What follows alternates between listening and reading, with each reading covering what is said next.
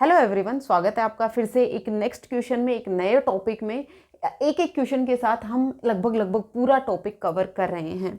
Children should blanks questions in the class. आपकी classroom में आप बच्चे को कोई टॉपिक पढ़ा रही हैं और बच्चे क्वेश्चन कर रहे हैं। अब आपको किस तरह से रिस्पॉन्ड करना है।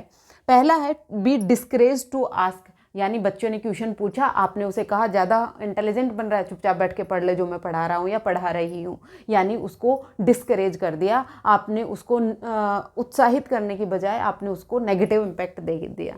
देखिए, नेगेटिव इम्पैक्ट की बात तो कभी भी नहीं हो सकती, ये बिग नो होता है, ये नहीं होगा। Not be allowed to ask, यानी आप बच्चे को अलाउ ही नहीं करेंगे क्वेश्चन पूछने के लिए। जब तक बच्चे अपनी क्यूरियोसिटी आपको नहीं दिखाएंगे, जब तक बच्चे क्वेश्चन नहीं करेंगे, तब तक आपको पता कैसे चलेगा बच्चे ने कितना सीखा, किस लेवल तक सीखा। देखिए, जो ये क्वेश्चन है ना, ये बहुत इंपॉर्टेंट होते हैं। जिस लेवल पे बच्चे क्वेश्चन कर रहे होते हैं तो टीचर को ये समझ में आता है कि जो मैंने ऑब्जेक्टिव डिसाइड किए, बच्चा किस लेवल तक वहां पर पहुंच पाया है। चाहे बच्चा गलत ही क्वेश्चन कर रहा है तो आप बच्चे को उसको करेक्ट करवाइए। और ये भी माना गया है कि आप बच्चे को कभी भी डायरेक्ट आंसर नहीं देंगे कि आप बच्चे ने क्वेश्चन पूछा और आपने उसे डायरेक्ट आंसर दे दिया। नहीं, आप बच्चे को प्रॉम्प्ट दीजिए, क्लूज दीजिए, आप बच्चे को खुद उस समस्या का समाधान करने दीजिए।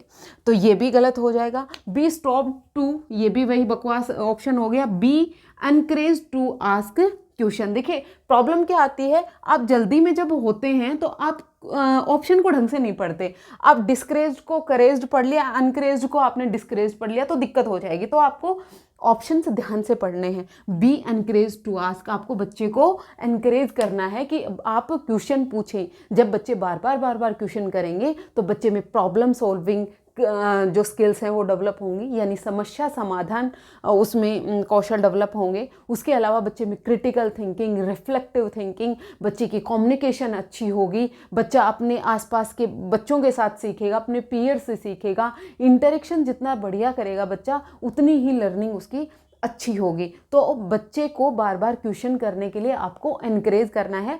पिन ड्रॉप साइलेंस का आपको नहीं बना के रखना है कि आप अपनी क्लासरूम में कहेंगे बच्चों को कि एकदम चुप होकर बैठ जाओ, जो मैं पढ़ा रहा हूँ वो पढ़ लो। आपको टीचर सेंट्रिक अप्रोच का यूज नहीं करना है, स्टूडेंट सेंट्रिक अप्रोच का यूज करना है। जहाँ भी आप स्टूडेंट सेंट्रिक अप्रोच का यूज करेंगे, वहाँ पर टीचर क्वेश्चन करेंगे, वहाँ पर बच्चे इंटरेक्शन करेंगे, वहाँ पर बच्चे हैंड्स ऑन एक्टिविटी करेंगे, और तभी लर्निंग बेहतर तरीके से हो पाएगी।